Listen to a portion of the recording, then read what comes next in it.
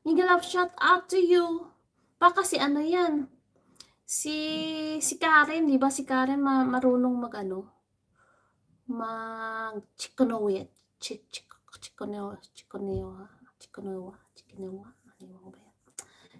Kasi ano magbabay na lang ako sa inyo Thank you sa nag-thumbs up dyan na 9 people. Nag-like ng 6, ng siyam. Eliza, thank you.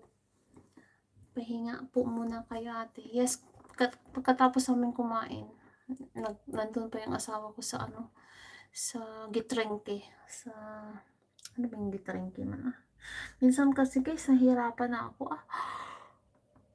ano ba yun Yung nagbibili ng mga, sa shop ng mga drinks. Ayan, namili siya ng mga drinks. Meet Bakara. Oo, marami pa ng mga yung tao. Diyos ko. Baka mamaya, nako, ano ako doon. Anong oras dito? Ano bang oras ngayon? Hindi ko rin alam. Kasi nga.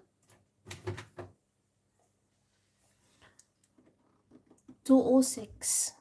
2:06. Kaming mga asawa. Gwapo-gwapo ng asawa ko. Kasi kahit na hindi nakapagbarbas. Yan nga rin siguro. Baka hindi nga, kulang nga rin. Yan na si Mr. Pumasok na yan. Ayan. Mag-e-end na ako. Sige na. PM na kayo ng ano nyo. Ng kape lang. Kape. Pampaano nyo. So, ich muss mal nach Paulchen gehen. Ja, der ist schon da. Gusto niya daw, So, guck mal hier. Susuga?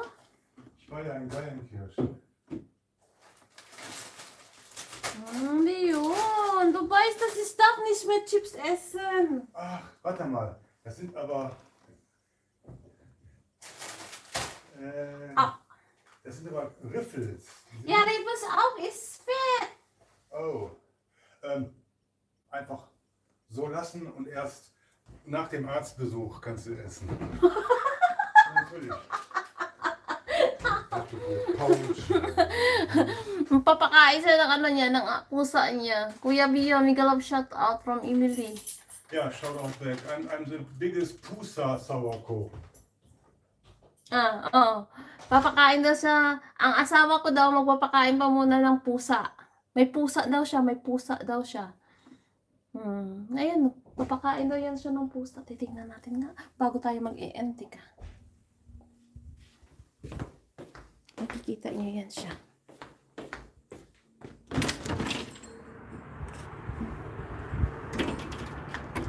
Nagmamadali siya. Ayan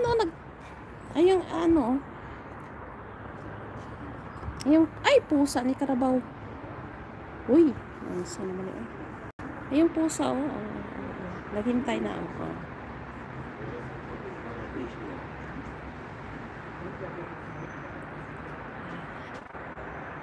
Yung itim na pusa, yes. Ayan siya. Naghihintay yan sa kay Bion. Pagkatapos, sabi ni Bion, pag pinakain niya na yan, walang paalam, lalayas na daw. 2 bisis na daw. Ginanyan niya si Bion. Tingnan mo siya.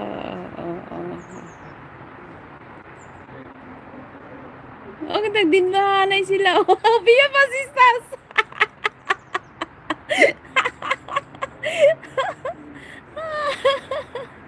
Nagdindahanay sila.